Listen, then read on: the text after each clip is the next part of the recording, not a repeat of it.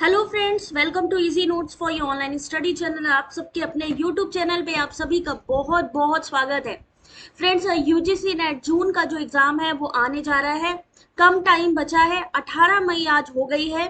तो जल्दी से स्टार्ट करते हैं आज के इस सीरीज को, जो कि हमारी क्वेश्चन पेपर से रिलेटेड है। देखिए किस तरीके के क्वेश्चंस आते हैं एग्जाम में। तो जल्दी से सब लोग आ जाओ। जय श्री राम, जय श्री कृष्णा बेटा, जय माता दी। स्टार्ट करते हैं आज की इस क्लास को। जल्दी से लाइव आ जाओ, थम्स अप कर दो जिससे कि मुझे पता चल जाए कि सब लोग आ गए।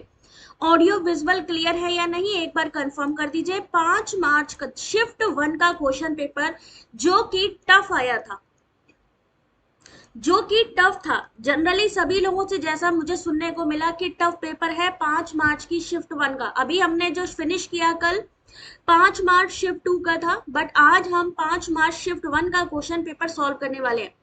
तो जल्दी से एक बार ही आ जाइए। मिनास, अंतिमा, विशाली, शिखा, मोना, प्रीति, रूपल, यदु। ठीक है, चलिए स्टार्ट करते हैं। जशोवंता, क्वेश्चन पेपर 5 मार्च 2023। कौन सा पेपर है ये? लेटेस्ट क्वेश्चन पेपर है, लेटेस्ट क्वेश्चन पेपर है। और ट्रस्ट में यहाँ से आपके जून 2023 के बहुत से क्वेश्चंस आएंगे। मे भी हो सकता है उनका फॉर्म दूसरा हो, यानी इस क्वेश्चन पेपर में हो सकता है उनका एक्रोनिम्स पूछा जाए, या हो सकता है इस शिफ्ट में जो क्वेश्चन पूछेगा या अभी मैचिंग में हो सकता है जून 2023 में वही क्वेश्चन स्टेटमेंट में आ जाए।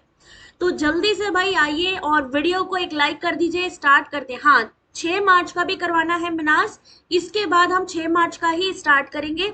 डोंट वरी, सारे क्वेश्चन पेपर कराने हैं। तो जल्दी जल्दी से देखिए इस क्वेश्चन को।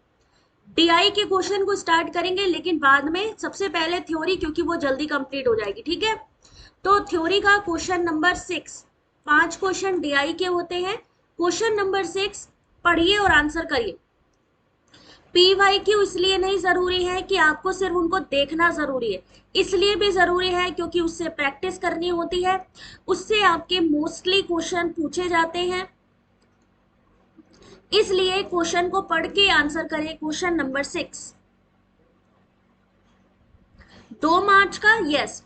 जो भी बचे हैं वो सारे कराने हैं, लेकिन एक ही कंडीशन पे हो पाएंगे, जब आप वीडियो को ज्यादा से ज्यादा लाइक और शेयर करेंगे। क्वेश्चन है कि शिक्षण का जो स्मृति स्तर है, टीचिंग एप्टीट्यूड का ये क्वेश्चन है। शिक्षण का स्मृति स्तर, मेमोरी लेवल का उद्देश्य विद्यार्थियों में तार्किक और समालोचनात्मक चिंतन को विकसित करना है। शिक्षण का विमर्शक स्तर का उद्देश्य है विद्यार्थियों में स्वतंत्र चिंतन और नीति निर्माण को विकसित करना। आपको मैंने बताया था लेवल ऑफ टीचिंग के बारे में। अगर आपको पता है कि सबसे जो छोटा लेवल है वो कौन सा है, मेमोरी लेवल, फिर कौन सा आता है, अंडरस्टैंडिंग लेवल, फिर कौन सा आता है, सबसे हाईएस्ट है रिफ्लेक्टिव लेवल। ठीक है ना। अब यहां से कैसे क्वेश्चन आते हैं, जैसा कि अभी आपने देखा स्टेटमेंट वाला, या तो ये स्टेटमेंट वाला आएगा या फिर आपसे पूछा जाएगा कि मेमोरी लेवल और रिफ्लेक्टिव लेवल के प्रपोजर कौन है। ठीक है, या फिर किसमें क्या चीज होती है, मैचिंग में भी पूछा जा सकता है। तो सबसे छोटा स्तर होता है मेमोरी, जिसमें क्या चीज को प्रिफर करते हैं, रोट लर्निंग। रोट लर्निंग का क्या मतलब है, रटने को। अगर आपको कोई चीज रटाई जाएगी तो आपके अंदर जो क्रिटिकल थिंकिंग है वो डेवलप नहीं होगी। तो यहां पर जो पहला ऑप्शन है वो गलत है, जो पहला स्टेटमेंट है वो गलत है। लेकिन सबसे हाईएस्ट लेवल कौन सा है, रिफ्लेक्टिव लेवल।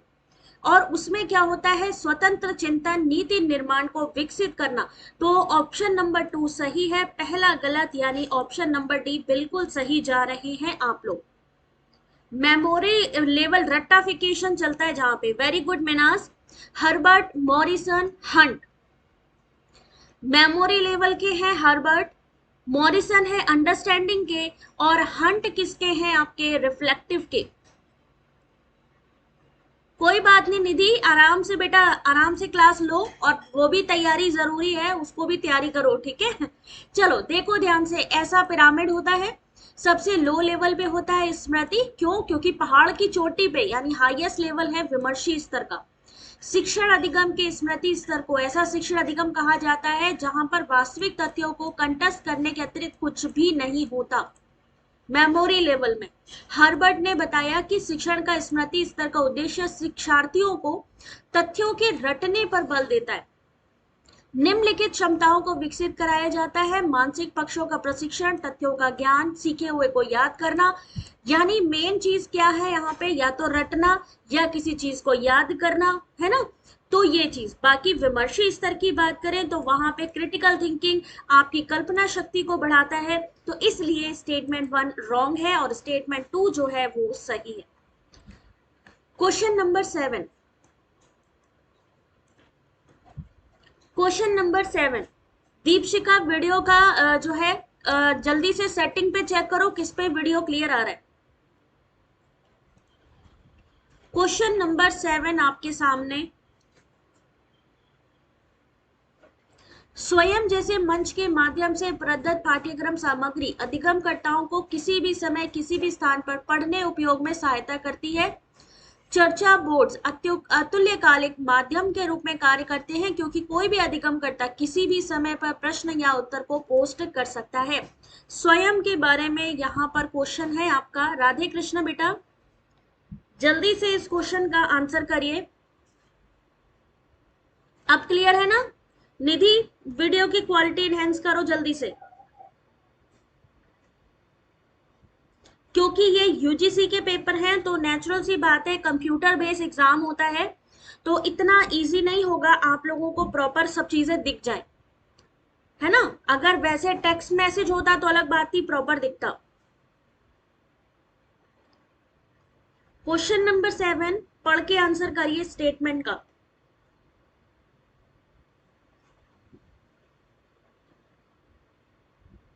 चलिए देखते हैं इस क्वेश्चन का सही आंसर। राधे कृष्णा बेटा, जुल्फिकर, आंसर देखो बेटा। क्वेश्चन नंबर 7 ऑप्शन नंबर 1 यानी कि ये दोनों ही कथन सही हैं। जल्दी से मुझे स्वयं का फुल फॉर्म बता दीजिए। स्वयं का फुल फॉर्म देखते हैं कितने लोगों को आता है।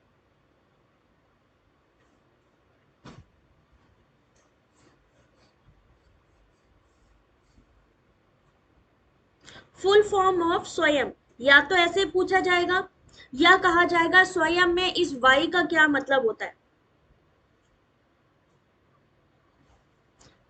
राधे राधे हरीश,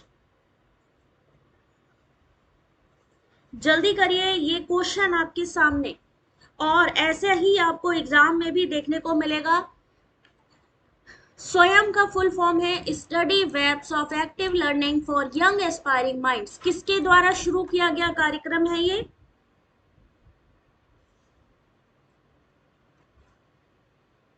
किसके द्वारा शुरू किया गया कार्यक्रम है ये? भारत सरकार के द्वारा।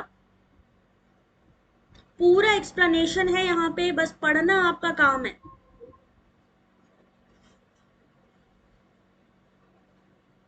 भारत सरकार द्वारा शुरू किया गया। इसके सिद्धांत कौन से हैं? 3 प्रमुख सिद्धांत कौन कौन से हैं?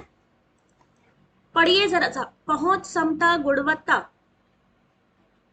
इसके प्रिंसिपल भी कभी कभी पूछे जाते हैं एग्जाम में, प्रिंसिपल ऑफ स्वयं। सेम ऐसे ही प्रिंसिपल पूछे जाते हैं एनईपी 2020 के।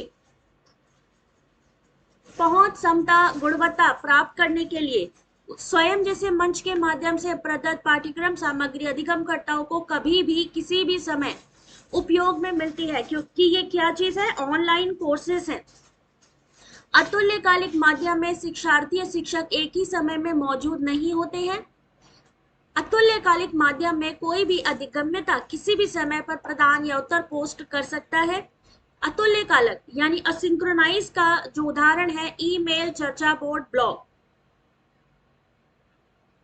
यहाँ पर दूसरा जो ऑप्शन था वो ये था कि चर्चा बोर्ड जो है वो क्या है? असिंक्रोनाइज है ना। असिंक्रोनाइज आपका माध्यम है, तो इसमें किसी भी समय पर उत्तरकर्ता या अधिगमकर्ता अपना प्रश्न या उत्तर पोस्ट कर सकता है। और उसी का उदाहरण ये है कि अतुल्यकालिक माध्यम में कोई भी अधिगमकर्ता किसी भी समय पर प्रदान या उत्तर पोस्ट कर सकता है, जैसे ईमेल, चर्चा बोर्ड, ब्लॉग। ठीक है, तो ये दोनों ऑप्शन यहां। क्वेश्चन नंबर 8,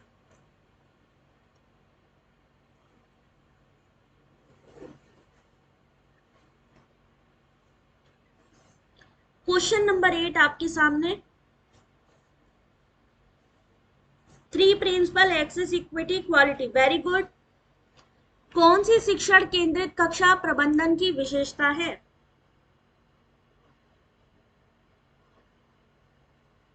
9 कोऑर्डिनेटर हैं और इस बार उन्हीं 9 कोऑर्डिनेटर में से क्वेश्चन डाला भी गया था कि कौन नॉन टेक्निकल यूनिवर्सिटीज को या नॉन टेक्निकल जो कंटेंट है उसको प्रोवाइड करता है। इस बार सीईसी, यूजीसी और सीईसी का फुल फॉर्म भी पूछा गया था, इग्नू, ये सारे जो आपके कोऑर्डिनेटर हैं इनसे रिलेटेड क्वेश्चन आया था इस बार। Good evening Manisha, Sahu, answer करो बेटा। क्वेश्चन नंबर 8, कौन सी शिक्षण केंद्रित कक्षा प्रबंधन की विशेषता है? यानी टीचर सेंटर्ड। तो सही आंसर देखिए option number C, B and D only. अनुशासन स्वयं से, जहां स्वयं हो गया तो नेचुरल सी बात है वो रॉन्ग हो जाएगा क्योंकि वो लर्नर सेंटर्ड हो जाएगा। शिक्षक एकमात्र नेता होता है किसमें? टीचर जो सेंटर्ड क्लासरूम है। विद्यार्थी कक्षा के प्रचालनों के लिए सुगम करता है, ये भी नहीं क्योंकि वो भी आपका लर्नर सेंटर्ड है। विद्यार्थियों को सीमित उत्तरदायित्वों की अनुमति देता है कौन? टीचर। कक्षा में बच्चों की भागीदारी कम होती है, शिक्षक का मेन रोल होता है। बच्चे आमतौर पर स्वयं से ही सीखते हैं। क्लासरूम की बैठक व्यवस्था पहले से ही तय होती है किसमें? Teacher centred. आप कहते हो ना कि टीचिंग एप्टीट्यूड से कैसे क्वेश्चन आते हैं, टीचर सेंटर्ड या फिर लर्नर सेंटर्ड। अभी जो स्वयं का क्वेश्चन था वो आपका लर्नर सेंटर्ड का क्वेश्चन था, ठीक है। क्वेश्चन नंबर 9, हरिओम, देखो बेटा आंसर करो क्वेश्चन नंबर 9 का। सुधीर आंसर करो। CSIR के लिए यशिका आई थिंक थोड़ा सा इससे अलग पैटर्न होगा। मिथिलेश वीडियो की देखो, जिसको भी प्रॉपर नहीं दिख रहा है वीडियो की सेटिंग पे जाएं।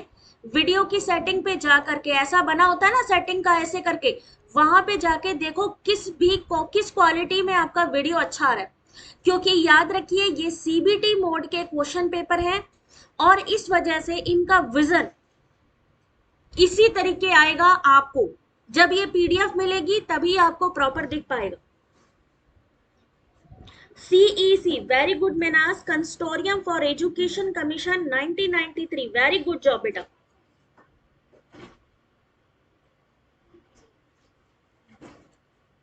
एक व्यक्ति अनेक दिनों तक बीजगणित में रैखिक समीकरणों का समाधान करता है और रैखिक समस्याओं के समाधान में क्रमिक रूप से अधिक दक्ष हो जाता है। वे समस्याओं के समाधान में न केवल अधिक सटीक हो जाता है बल्कि अधिक तेजी से समस्याओं का समाधान करता है। निष्पादन में यह क्रमिक सुधार रूपांतरण यानी कि परिवर्तन का एक रूप है जिसको क्या नाम दिया जाता है? Option number 1, learning to learn. इसे क्या कहते हैं? जब हम प्रैक्टिस से किसी चीज में बेस्ट हो जाते हैं तो उसे हम क्या कहते हैं? लर्निंग टू लर्न, ठीक है। इस क्वेश्चन का सही आंसर, जिसको कि सीखने का अधिगम भी कहते हैं, उसने क्या किया? पहले वो चीजों का समाधान करता रहा और बाद में उसी चीज में वो एक्सपर्ट हो गया। जब आप कोई चीज काम करते हैं और उस काम में आप एक्सपर्ट हो जाते हैं, इट मीन्स कि आप क्या कर रहे हैं? Learning to learn. कैसे सीखना है, किन चीजों को आप लर्निंग टू लर्न करते हैं, ठीक है। क्वेश्चन नंबर 10, निम्नलिखित में से कौन सा कथन शिक्षण की व्याख्यान पद्धति का वर्णन सर्वोत्तम ढंग से करता है? Very good Deepshikha. जो भी क्वेश्चन यहाँ पे करे जाएं आप लोग उसका आंसर जरूर दें क्योंकि वो आप ही लोगों के लिए बेनिफिशियल होगा। अब जरा एक बारी मुझे आप लोग का चेक करना है कितने लोग एक्टिव हैं, तो जरा मुझे बताइए ये कौन सी डेट का क्वेश्चन पेपर आप लोग सॉल्व कर रहे हैं? कौन सी डेट का क्वेश्चन पेपर सॉल्व कर रहे हैं आप लोग?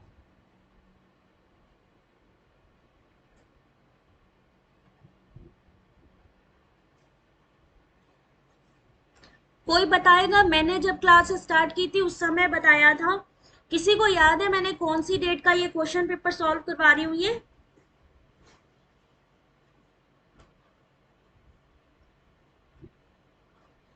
याद रखिए। हो सकता है मैं सबके कमेंट का जवाब ना दे पाऊं, लेकिन सबके कमेंट मुझे जरूर दिखते हैं। 5 मार्च। शिफ्ट कौन सी है 5 मार्च की है? शिफ्ट बताओ बेटा। 5 मार्च नहीं गीता, सेकंड शिफ्ट करवा चुकी हूं मैं। 5 मार्च 2023 सेकेंड शिफ्ट ऑलरेडी मैं करवा चुकी हूं। कल फिनिश किया था क्लास। आज चल रही है first shift. First shift. Radhe Radhe अर्चना।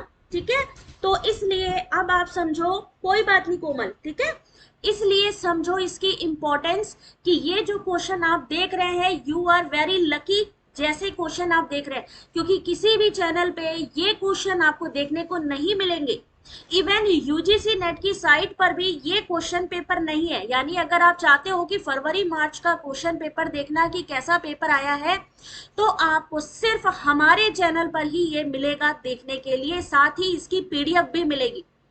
तो जल्दी से भाई शेयर कर दीजिए वीडियो को अपने सारे फ्रेंड्स को अपने ग्रुप में, और लाइक तो जरूर करना है, ठीक है। फर्स्ट शिफ्ट का पेपर है। चलिए क्वेश्चन पे चलते हैं। निम्नलिखित में से कौन सा कथन शिक्षण की व्याख्यान पद्धति का वर्णन सर्वोत्तम ढंग से करता है? Question number 10, option number B. हाँ, पेपर टफ था ऐसा भी बोला था, यानी वैशाली साथ में जुड़ी है तब से। Very good. तो यहां पर आपको एक्सप्लेनेशन के साथ मिल रही है ये चीज। तो भाई जल्दी से आप लोग चैनल को सपोर्ट करो और चैनल के मेंबर बन जाओ। बैच नहीं लेना है, सिर्फ मेंबर बनना है, ठीक है। मेंबरशिप ले लो सब लोग।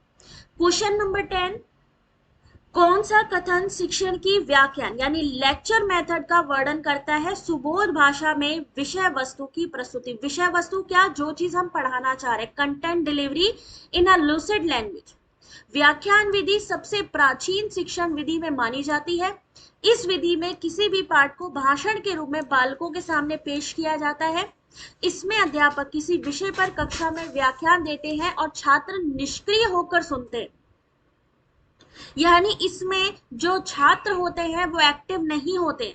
व्याख्यान विधि उच्च कक्षाओं के लिए उपयुक्त विधि है। तो यहाँ पर इसका सही आंसर कंटेंट डिलीवरी इन अ लूसिड लैंग्वेज, यानी सुबोध भाषा में विषय वस्तु की प्रस्तुति लेक्चर मेथड का सबसे बढ़िया उदाहरण मान सकते हैं। हाँ श्रुति, वो भी कराऊंगी बेटा, टेंशन नहीं लो। सब करवाना है, तो इसलिए सब लोग जुड़े रहो, मिस मत करना क्लास को।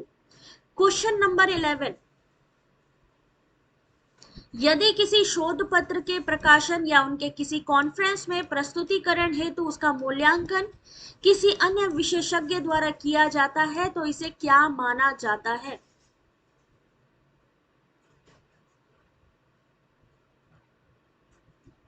हिंदी में सेकेंड शिफ्ट में, फर्स्ट पेपर इंग्लिश में था, ऐसे कैसे? तुमने, इसका मतलब है लैंग्वेज गलत चूज करी। यहाँ पर आपको ध्यान रखना है, मीडियम ऑफ लैंग्वेज आपको बहुत सोच समझ के सिलेक्ट करनी है।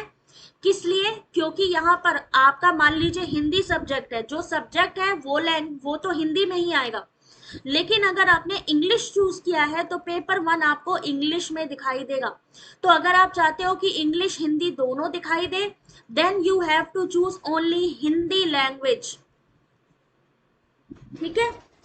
Question number 11, correct answer option number 1, peer review. यदि किसी शोध पत्र के प्रकाशन या उसके किसी कॉन्फ्रेंस में प्रस्तुतिकरण यानी प्रेजेंटेशन है तो उसका मूल्यांकन किसी अन्य विशेषज्ञ द्वारा किया जाता है, यानी कोई और उसका प्रेजेंटेशन करा जाता है तो उसे समकक्षी समीक्षा कहा जाता है। समकक्षी समीक्षित लेख वो होता है जो उस क्षेत्र के विशेषज्ञ के द्वारा लिखा गया हो, जिस पर लेख का विषय लिखा गया है और जिसे प्रकाशन से पहले उसी विषय क्षेत्र के अन्य विशेषज्ञ द्वारा समीक्षा की गई है। पीयर रिव्यू, ये वाला question most of the time आया है, ये वाला पीवाईक्यू में मोस्ट ऑफ द टाइम आया है, इसलिए इंपॉर्टेंट है पीयर रिव्यू। क्वेश्चन नंबर 12, हाँ, हिंदी में किया है तो हिंदी इंग्लिश दोनों में पेपर आएगा। जब ज्ञान पुनरावृत्ति और सत्यापन करने योग्य होता है तो इसे क्या कहते हैं? When knowledge become replicable and verifiable, it is then called humanistic, impressionistic, scientific और सब्जेक्टिव। Question number 12। वंदना आंसर करो बेटा, क्वेश्चन नंबर 12 आपके सामने।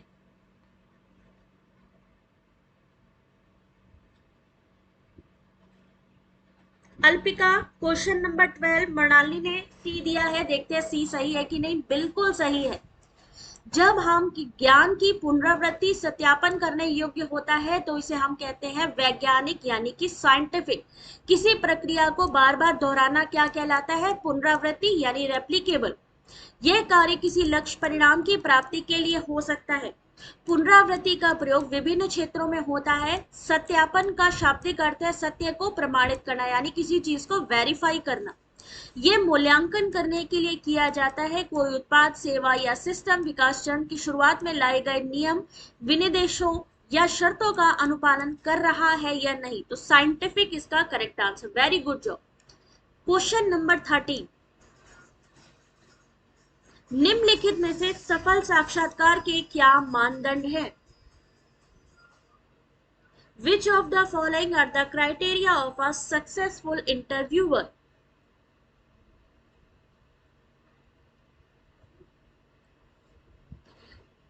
यानी अगर आप एक सक्सेसफुल इंटरव्यूअर हैं तो आपके अंदर क्या मानदंड होने चाहिए या क्राइटेरिया होना चाहिए। Question number 30। Good evening Shahid, answer करो बेटा। 5 मार्च शिफ्ट 1 का 2023 का क्वेश्चन पेपर। मई चल रहा है, ये समझो 1-1.5 महीने पहले का क्वेश्चन पेपर आपके सामने है, जो कि कहीं भी अवेलेबल नहीं है। ना तो यूजीसी नेट की साइट पे अवेलेबल है, ना किसी चैनल वाले इसको दिखा रहे हैं, ये सिर्फ हमारे पास है। तो जिसको भी चाहिए जल्दी से वीडियो को लाइक, शेयर, सब्सक्राइब जरूर कर ले।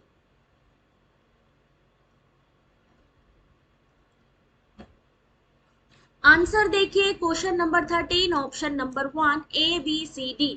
यानी जो सफल साक्षात्कार है, यानी अगर हम सक्सेसफुल इंटरव्यूअर की बात करें, उसे कैसा होना चाहिए? एथिकल होना चाहिए, ओपन माइंडेड होना चाहिए, जेंटल एंड सेंसिटिव होना चाहिए, बैलेंस्ड होना चाहिए। अपनी टिप्पणियों में हठी और कठोर ये नेगेटिव स्टेटमेंट नहीं आना चाहिए। एक अच्छे और सफल साक्षात्कार के लिए साक्षात्कारकर्ता को अपने साक्षात्कार के विषय, साक्षात्कार किए जाने वाले व्यक्ति के बारे में भी पर्याप्त जानकारी होनी चाहिए। Question number 14। 5 मार्च 2023 शिफ्ट 1 का क्वेश्चन जो एग्जाम में आया था, पेपर 1। क्वेश्चन नंबर 14 आंसर करिए। हाँ बेटा, डेली होती है Tarannum. Thank you Ashu. N K Roshni, देखते हैं कौन इस क्वेश्चन का सही आंसर करता है। कौन सी शोध की नीतिगत समस्याएं हैं? Ethical problems in research. Question number 14। कोई बात नहीं रोशनी, संगीता आंसर करो। शोध की नीतिगत समस्याएं, रिसर्च एथिक्स से ये question, unit 2 research ethics. Karate गुरु और मलाया ने बोला है ऑप्शन नंबर 1। बिल्कुल सही है आप लोग, ऑप्शन नंबर 1 सही है, यानी कि साहित्यिक चोरी। ऑप्शन नंबर बी बल प्रयोग और ऑप्शन नंबर सी गोपनीयता भंग करना।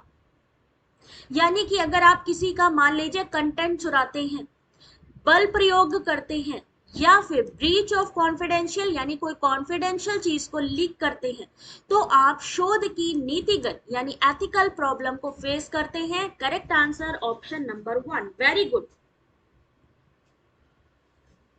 आचार क्या होता है कि किस तरीके का आप बिहेव करते हो, किस जो नॉर्म्स हैं आप उसको फॉलो करते हैं या नहीं।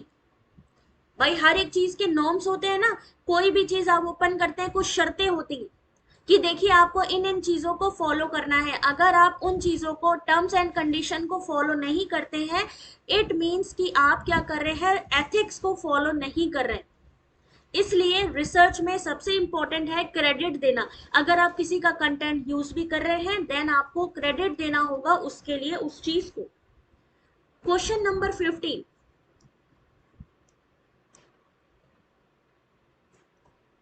क्वेश्चन को पढ़िए और आंसर करिए। क्वेश्चन नंबर 15,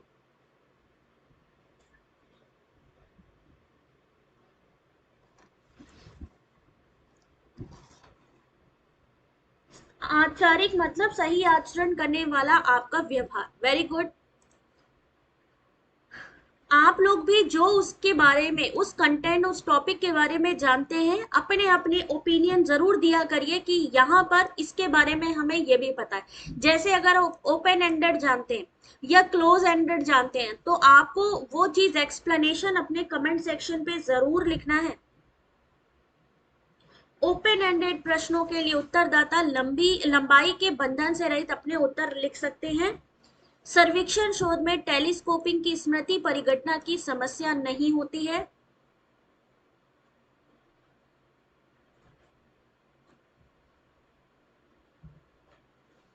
सही आंसर देखिए ऑप्शन नंबर सी, यानी जो पहला कथन है वो सही है और जो दूसरा कथन है वो गलत है कि सर्वेक्षण शोध में टेलीस्कोपिंग स्कोपिंग की स्मृति परिघटना की समस्या नहीं। जहां पर भी निगेटिव कंटेंट हो उसे तो तुरंत ही आपको हटा देना है।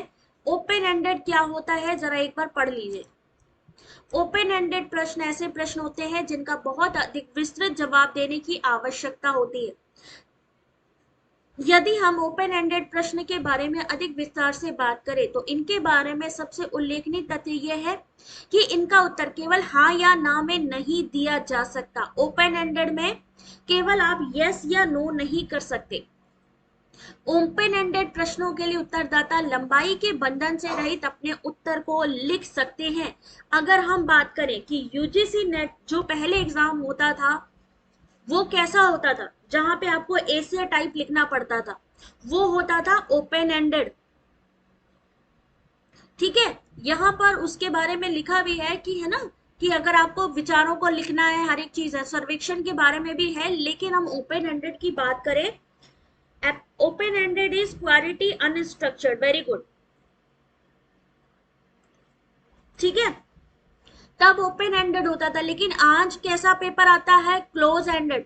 यानी आपको पता है कि आपका option A B C D में से ही एक होगा, आपको उन्हीं में से ही चूज करना है। पहले यूजीसी नेट का जब हम ऐसे टाइप लिखते थे, काफी लेंथी लिखते थे, तो उसको ओपन एंडेड कहते थे। Very good. एंड के डिस्क्रिप्शन वाले जब क्वेश्चंस आते हैं यूपीएससी एग्जाम जैसे, तो उसे हम ओपन एंडेड करते हैं। बट अगर हमें पता है कि हमारे पास ऑप्शन है कि हमें ए बी सी डी में चूज करना है, तो हम क्या करेंगे, इसका मतलब है हमारा आंसर ऑलरेडी सिलेक्टेड है कि इन्हीं चारों के बीच में एक होगा। वो क्या हो जाएंगे, डिस्क्रिप्शन सब्जेक्टिव। वेरी गुड, तो वो हो जाएंगे क्लोज एंडेड। क्वेश्चन नंबर 16, किसी पुस्तक का आमुख यानी प्रीफेस किसका एग्जाम्पल है।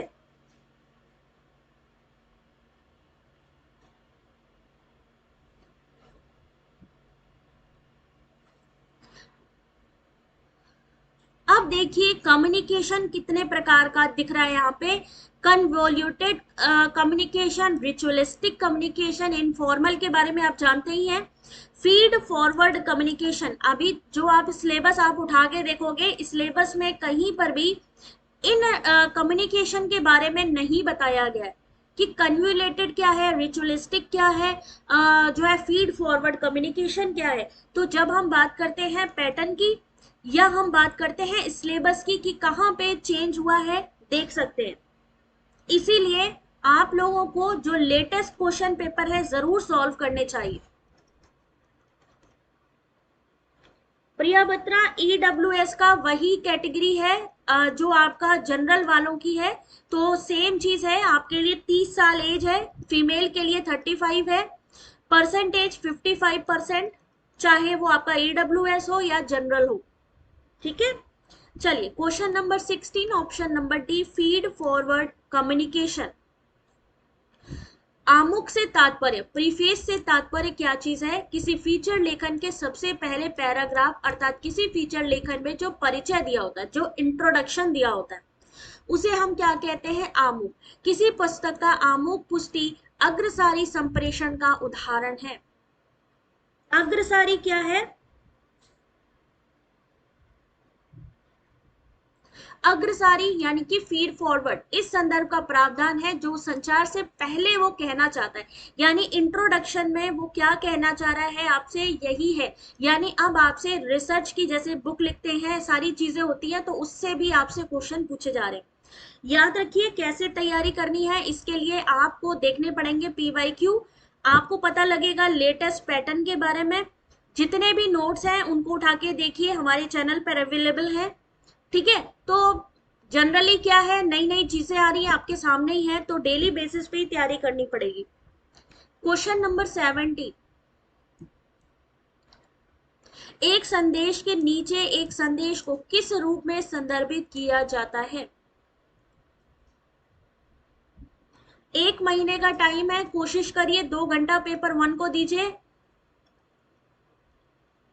2 घंटे आपको देने पड़ेंगे पेपर 2 को, क्योंकि पेपर 2 ऐसा है जो आप अपने पीजी में पढ़ रहे हो, तो मेरे ख्याल से वो सब्जेक्टिव है, तो उसको जरा आराम से पढ़ लोगे, उसी में से ही आएगा। बट पेपर 1 क्या है, ऑलराउंडर है, कहीं से भी पूछा जा सकता है। राधे राधे गौरी। क्वेश्चन नंबर बेटा 17, A message Bennett, a message is often referred to as, देखते हैं कितने लोगों का सही होता है। ऑप्शन नंबर डी, सब टेक्स्ट यानी उपपाठ। वेरी गुड प्रियंका, कराटे गुरु। अल्पिका, Vishali, very good job Gauri. सब टेक्स्ट यानी उपवाक्य एक रचनात्मक कार्य की कोई भी सामग्री है जिसे पात्रों या लेखक द्वारा स्पष्ट रूप से घोषित नहीं किया जाता है। यह पाठक को पठन पाठ के बारे में जानकारी प्रदान करती है। Question number 18,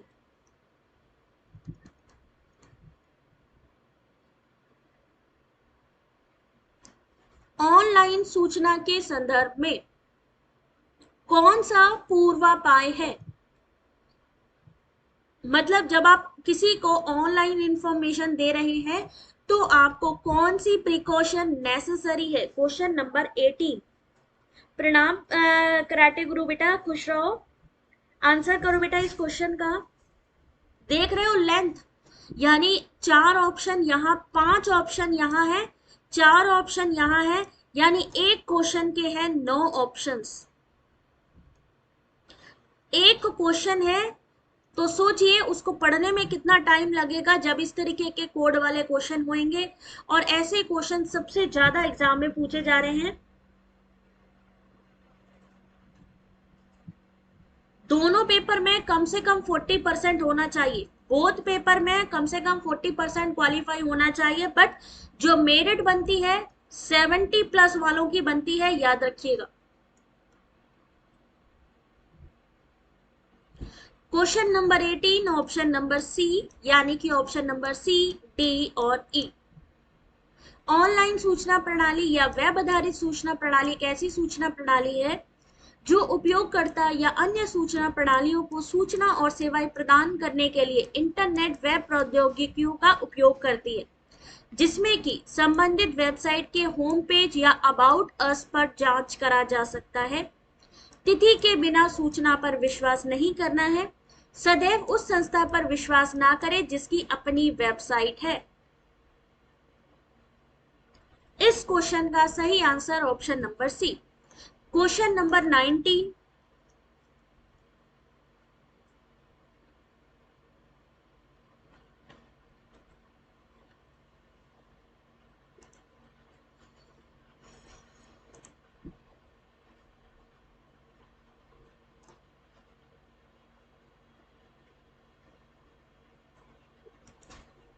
question number 19, timer लगा दे, अब तो बस कंप्लीट ही हो रहा है बेटा।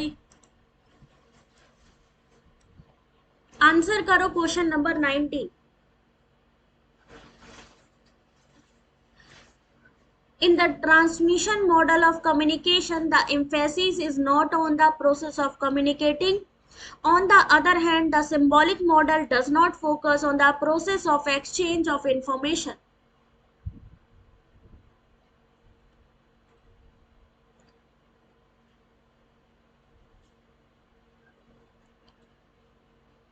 नाइनटीन का सब कह रहे हैं बी। सही आंसर है, बिल्कुल सही, ऑप्शन नंबर बी। संप्रेषण के पारेषण निर्देश में संप्रेषण प्रक्रिया पर बल, जहां पर भी निगेटिव चीज आ गई, दोनों में ही नहीं लगा है। हमेशा जो स्टेटमेंट पॉजिटिव होते हैं वो सही होते हैं, जो निगेटिव है वो गलत है, तो दोनों ही गलत है। संप्रेषण एक ऐसी प्रक्रिया है, कम्युनिकेशन, जहां पे विचारों यानी इंफॉर्मेशन का एक्सचेंज होता है, दोनों पक्षों में नॉलेज बढ़ती है।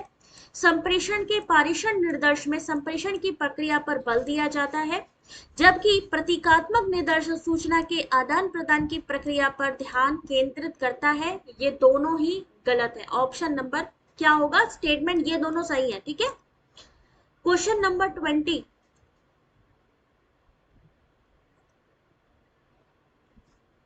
अभी आपने कम्युनिकेशन के, आपको पता है पहले क्या आता था, कम्युनिकेशन की मीनिंग पूछ ली जाती थी, कम्युनिकेशन कौन से भाषा से लिया गया है, फिर आपके बैरियर पे जोर दिया गया, फिर आपके टाइप्स पे जोर दिया गया, फिर काइनेसिक्स वगैरह जो आपके नॉन वर्बल कम्युनिकेशन है वहां पर आपसे जोर दिया गया। अब ये आपसे कोड्स पूछने लगे हैं। कम्युनिकेशन के कोड, नेचुरल कोड क्या है, टेक्निकल कोड क्या है, आइडियोलॉजिकल कोड क्या है, एस्थेटिक कोड क्या है।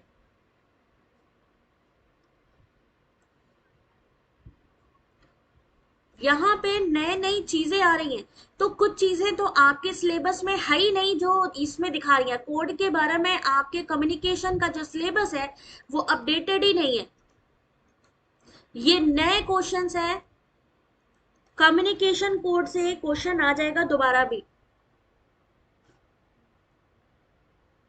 क्वेश्चन नंबर 20 करेक्ट आंसर है ऑप्शन नंबर सी, यानी कि नैसर्गिक जो संहिता है या नेचुरल कोड है, reflects the socio culture world, यानी सामाजिक सांस्कृतिक विश्व को परिलक्षित करती है।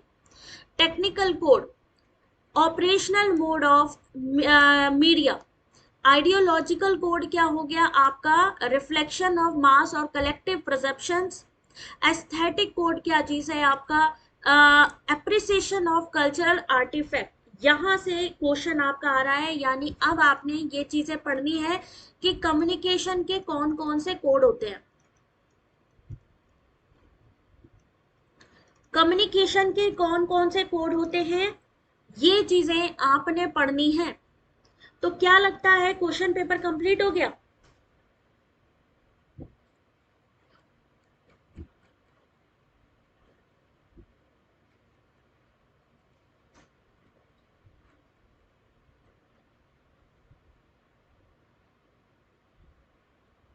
ध्यान से देखिए जरा। मीना, आवाज कैसे नहीं आ रही बेटा, सबको आ रही है कि नहीं आ रही है, एक बार थम्स अप करो। ऐसा देखो कि आवाज ऐसा बंद तो नहीं है क्या। ये क्वेश्चन आया था डेटा इंटरप्रिटेशन का आपका 5 मार्च 2023 शिफ्ट 1 में।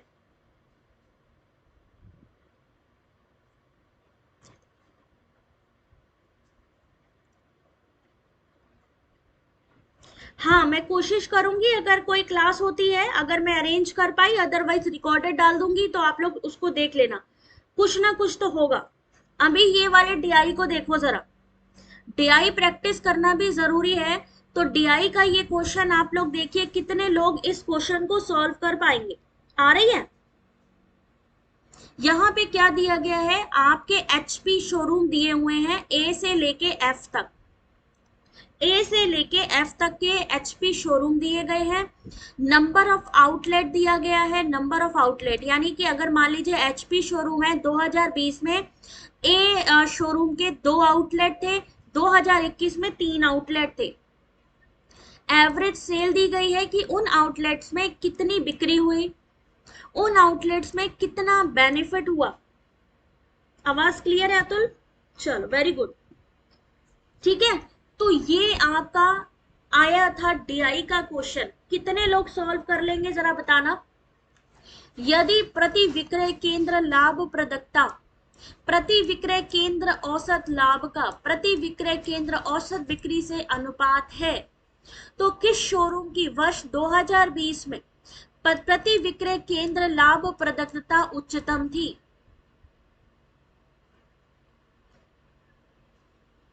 मीना, मेरी आवाज तुम्हारे फोन में क्यों नहीं आ रही भाई? नसरीन को तो मेरी आ रही है आवाज।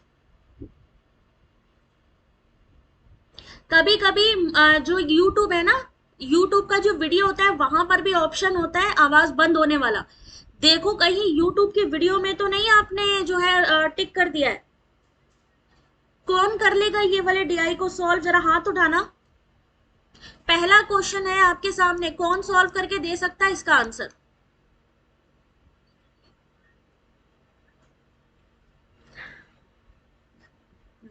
जुल्फिकर और एनके ने दिया है आंसर, बाकी नहीं आया है। देखो इस आंसर को, सी आंसर होगा इस क्वेश्चन का। क्वेश्चन नंबर इसका आंसर होगा सी, यानी ऑप्शन नंबर सी। कैसे?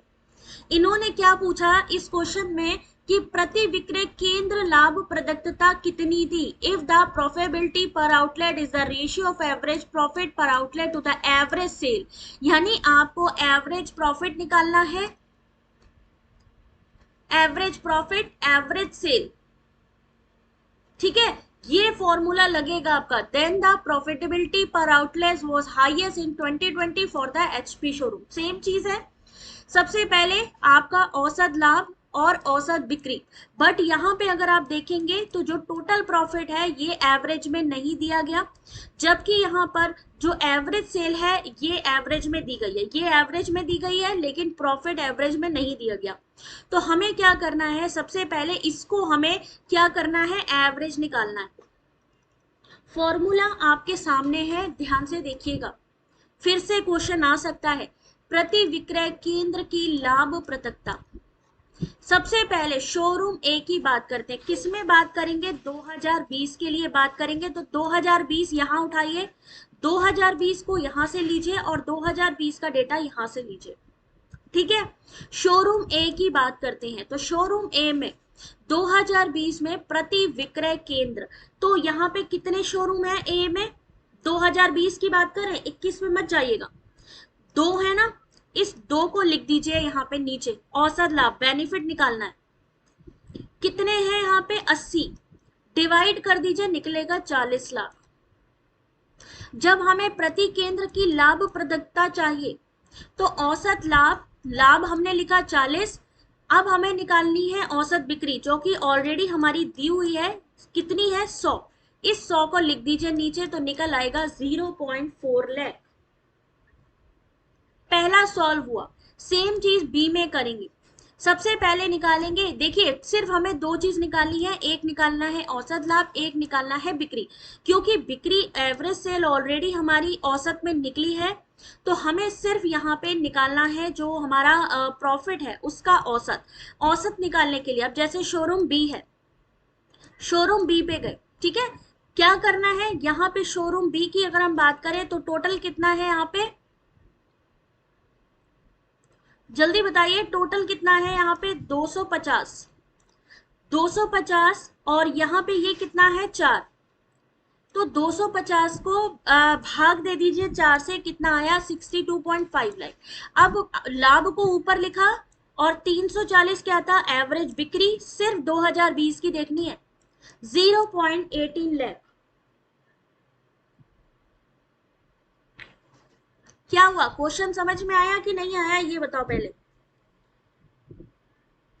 सेम ऐसे ही सी में करना है, डी में करना है, और यहाँ पे आपको पूछा गया है कि किसमें लाभप्रदता सबसे ज्यादा थी, तो सबसे ज्यादा थी 0.67 लाख, किसमें, सी शोरूम में। 250 कौन सा, ये रहा।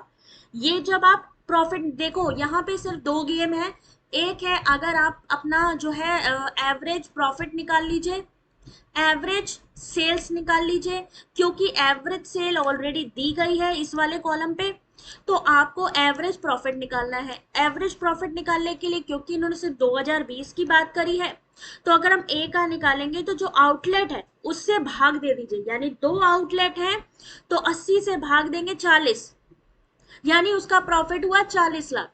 अब एवरेज जो हमारा प्रॉफिट निकला उसको ऊपर लिखिए, नीचे जो एवरेज सेल है उसको लिख दीजिए, डिवाइड कर दीजिए 0.4 लाख। सेम ऐसे ही निकालते जाएंगे तो लास्ट में आपको सिर्फ ये बताना है कि किसमें प्रॉफिट सबसे ज्यादा था। अभी किसको समझ में नहीं आया ये वाला क्वेश्चन?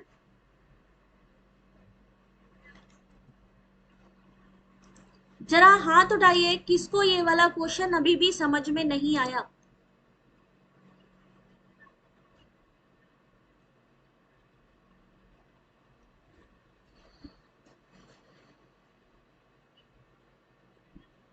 श्रुति यही तो करते हैं ये लोग, ये तुम लोगों को क्या करते, देखो ये लिखने की जरूरत ही नहीं थी, इसकी भी जरूरत नहीं थी, इसकी भी जरूरत नहीं थी, ये तीनों चीजें ऑलरेडी यहाँ लिखी हुई हैं।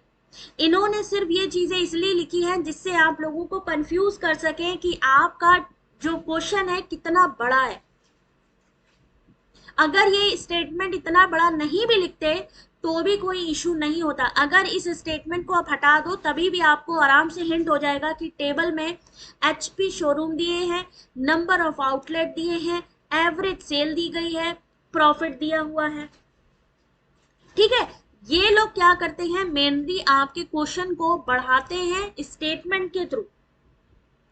इसलिए ये मत देखो, अगर आपको लग रहा है कि ये चीजें यही लिखी है तो इसको देखना बंद कर दो स्टेटमेंट को, क्योंकि वहां पे कोई नंबर नहीं दिया है, सिर्फ यही दिया है जो यहाँ पे दिया है कि विक्रय केंद्र यानी आउटलेट्स इतने हैं, वो तो ऑलरेडी हमें दिख रहे हैं। ठीक है ना, लैंग्वेज कंफ्यूज करती है, इसीलिए ऊपर जब देख लो कि सेम चीज यही लिखी है, सेम चीज वहां लिखी है, तो इसको देखना बंद कर दो। सिंपल का काम करना है, सिर्फ आपको ये ऑलरेडी दिया है कि आपको अगर लाभप्रदता देखनी है तो आपने क्या करना है, औसत लाभ बटे जितनी बिक्री हुई है औसत, डिवाइड कर दो, आपका आंसर। अब देखिए एक क्वेश्चन, क्वेश्चन नंबर 2 थोड़ा लेंदी था एक्सप्लेनेशन, इसलिए मैंने नहीं रखा है, वो मैं टेलीग्राम पे शेयर कर दूंगी।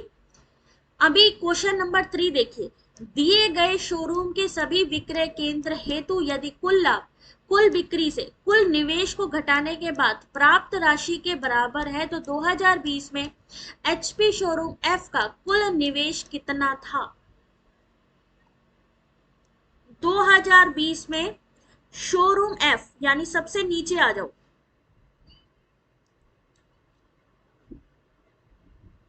ये जानबूझ के ऐसे हिंदी लिखते हैं, तुम लोग कहते हो ना, देख लो खुद से। सोनम देखो बेटा ये question, for all the outlet of a given showroom, if the total profit is equal to the total sale minus the total investment, then the total investment of the HP showroom F in the year 2020 was। किसको लग रहा था ये question paper easy है?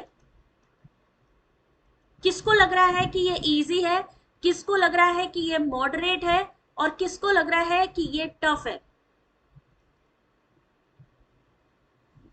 और अभी भी जो लोग पेपर को नहीं देख रहे हैं, सोचिए बाद में अगर यही क्वेश्चन उनके पेपर में आ गया तो क्या होगा उनका।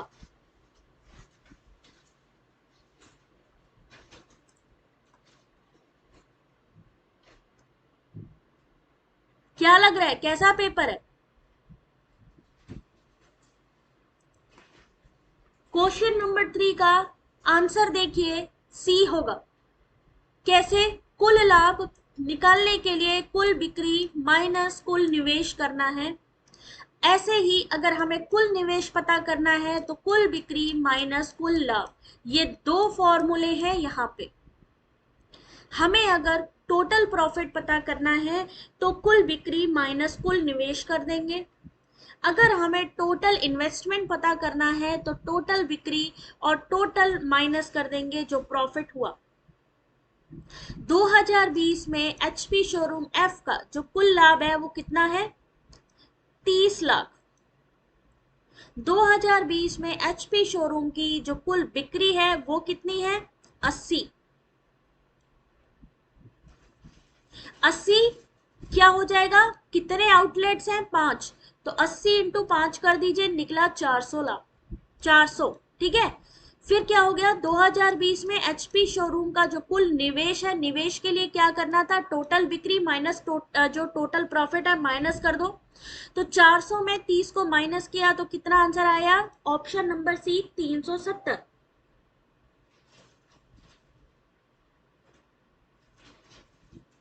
डीआई टफ है, और ये डीआई अगर आपको ये सोचो, यहाँ पे तो फॉर्मूला पता है कि अगर आपको टोटल प्रॉफिट निकालना है या टोटल इन्वेस्टमेंट निकालना है, ये चीज भी लिखी है। अगर आपको बेसिक मैथ आता है तो आराम से कर लोगे,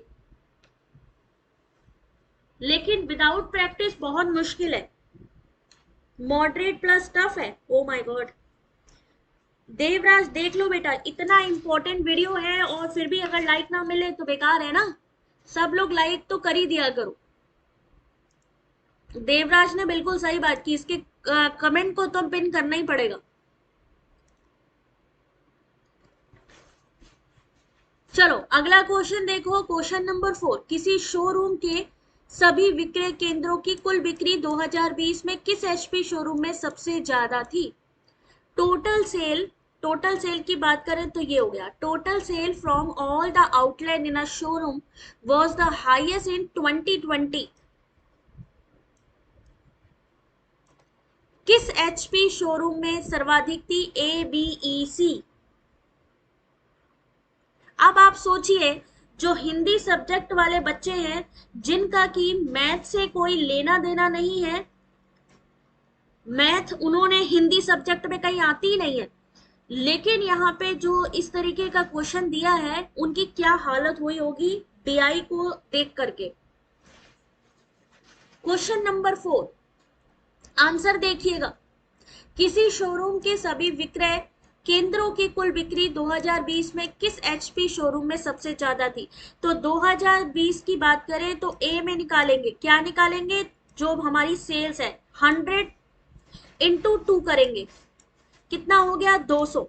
सेम ऐसे ही 340 और मल्टीप्लाई बाई 4। सेम ऐसे ही 2020 में एचपी शोरूम की बात करें ई के लिए तो 3, और ये कितना हुआ 360। एफ के लिए निकालेंगे 80, एफ के लिए कि सी के लिए, रुको रुको रुको, सी के लिए, तो सी के लिए निकालेंगे कितना हो जाएगा 1 और 120। तो पता लग जाएगा 2020 में एचपी शोरूम बी में 1360 सबसे ज्यादा बिक्री हुई, यानी सही आंसर ऑप्शन नंबर बी। कुल बिक्री सबसे ज्यादा थी, क्यों क्यों यहाँ पे 2 करा गया है, यहाँ पे इसलिए किया गया है क्योंकि एवरेज यहाँ दी गई है, एवरेज सेल दी गई है। एवरेज सेल को हम जब नॉर्मल लेकर आते हैं कि कितने रुपए बनते हैं, तो हम क्या करेंगे, जितने भी आउटलेट है, मान लीजिए 2 आउटलेट है, उसको हम क्या करेंगे, जितनी बिक्री हुई तो पता लग जाएगा 200। थैंक यू यदु, अल्पिका, दिमाग हिंदी सब्जेक्ट है, देख सकते हैं, ये वाला तो बहुत इजी क्वेश्चन है, सिर्फ आपको एवरेज निकाल लेना है। जैसे मान लीजिए आपसे कहा जाए कि मान लीजिए किसी चीज का एवरेज निकाल दीजिए, एवरेज निकालने के लिए क्या करते हैं, उस संख्या और उस संख्या, मान लीजिए x संख्या है, y संख्या को मल्टीप्लाई करने की बात होती है। सेम चीज यहाँ है, एवरेज निकाल लेना है। आउटलेट है 2, जब हम 100 से 100 से मल्टीप्लाई करेंगे तो हमें मिल जाएगा 200। तो करेक्ट आंसर यहाँ पे ऑप्शन नंबर क्या होगा, बी। सिंपल से यहाँ से क्वेश्चन है, और वो क्वेश्चन ये है कि आपको सिर्फ ये जो स्टेटमेंट है ये डरा रहे हैं, नथिंग एल्स। सिंपल सा यहाँ पे आपको एवरेज का नॉर्मल प्राइस निकालना है, एवरेज का हटा के जो एक नॉर्मल जो रेट है वो बताना है। पीछे वाले क्वेश्चन में भी आपका सिंपल प्रॉफिट बताना था, इन्वेस्टमेंट बताना था, कई बार वो फॉर्मूले भी लिखे होते हैं। तो अब ऐसे क्वेश्चन आ रहे हैं, याद रखिए। क्वेश्चन नंबर 5, 2020 के सापेक्ष 2021 में शोरूम डी के सभी विक्रय केंद्रों में विक्रय प्रतिशत वृद्धि लाभ प्रतिशत वृद्धि का कितना अनुपात था? डी में जो सेल्स है और जो आपका 2020 और 21 की बात करी गई है भाई, 20 और 21 की बात करी गई, sales to the percentage increase in profit for the HP showroom in D in all the 2021 over 2020। Answer देखते हैं भाई सीधे। डी आंसर कैसे? 2020 में शोरूम डी कितना है? 5। कितना है? 5। और यहाँ पे सेल्स कितनी है? 180। लिख दिया, 900 लाख आ गया। सेम ऐसे ही 2021 में निकालेंगे, किसके लिए? डी के लिए ही निकालेंगे। तो 2021 6 और 240 को मल्टीप्लाई किया, कितना हुआ? 1440। जब हमें परसेंटेज इंक्रीज हुआ या डिक्रीज हुआ तो सबसे पहले हम क्या करते हैं? सबसे पहले दोनों का डिफरेंस देखते हैं, तो दोनों को माइनस कर दिया। निकालते किससे हैं? पुराने वर्ष से, यानी 2020 से। 20 से 21 में वृद्धि हुई या कमी हुई तो हम पुराने साल को लेते हैं, इसलिए 900 को नीचे लिखा। इंटू 100 किया तो हमें पता लगा जो वृद्धि हुई है 60%, यानी 900 था 1440 हो गया। अब 2020 में शोरूम डी के सभी विक्रय केंद्रों का जो लाभ है वो कितना है? 240। 2021 में शोरूम डी के सभी विक्रय केंद्रों का जो लाभ है वो कितना है? 360। तो कितना है? इसको भी आप निकाल लीजिए, 360 माइनस 240, डिफरेंस इंटू 100, 50% इसमें निकल आया, तो इधर आया 60%। 50% जो रेशियो है 6 और 5 का है। 360 और 240 आप कहोगे कैसे? तो यहाँ पे अगर हम 20 ये देखिए 2020 और 2021, 240 360, ठीक है। तो इसी तरीके से जब हम पहले सेल्स निकाल लेंगे कि कितनी वृद्धि हुई, ऐसे ही हम प्रॉफिट निकाल लेंगे। किसके लिए? सिर्फ डी की बात करी है तो डी पे फोकस करना है। समझ में आया? अर्चना मैं ठीक हूँ बेटा, आप कैसे हो? थैंक यू रोशनी। अभी ये वाला क्वेश्चन किसको किसको समझ में नहीं आया? देखो ये क्वेश्चन जब तक आप लोग खुद से करके नहीं देखोगे तब तक समझना थोड़ा सा मुश्किल लगेगा। एक बार अगर आप लोग क्या करना, अभी ये पीडीएफ दूंगी मैं आप लोगों को, आपने क्या करना है? इस पीडीएफ को डाउनलोड करना है।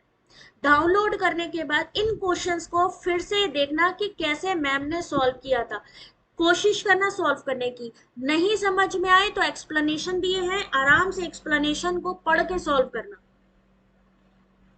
तो मेरे ख्याल से कोई दिक्कत नहीं आने वाली। उसके बाद तो डीआई आ गई थी भाई, ये डीआई के बाद थ्योरी जो मैंने आप लोग को करवाई दी है। आज कितने क्वेश्चन करवा दिए मैंने? क्वेश्चन 20 तक करवा दिए भाई। अब जल्दी से क्या करना है? चैनल के मेंबर्स बन जाइए अगर आप चाहते हो कि सारे बेनिफिट, सारी पीडीएफ आप लोगों को मिलती रहे। और thanks to all channel member जिन्होंने ज्वाइन किया है हमारे चैनल को एज अ मेंबर। आप लोग भी करिए ज्वाइन बटन के साथ में, ठीक है। और चैनल को सब्सक्राइब करना बिल्कुल मत भूलिए।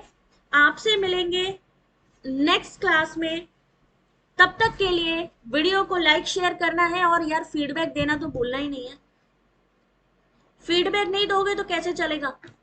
क्यों? क्योंकि भैया क्लास है, ये इतनी सारी क्लासेस आपके सामने। 5 बार शिफ्ट 2, 5 ये अभी चेंज करना है, शिफ्ट 1 करना है इसको, ठीक है।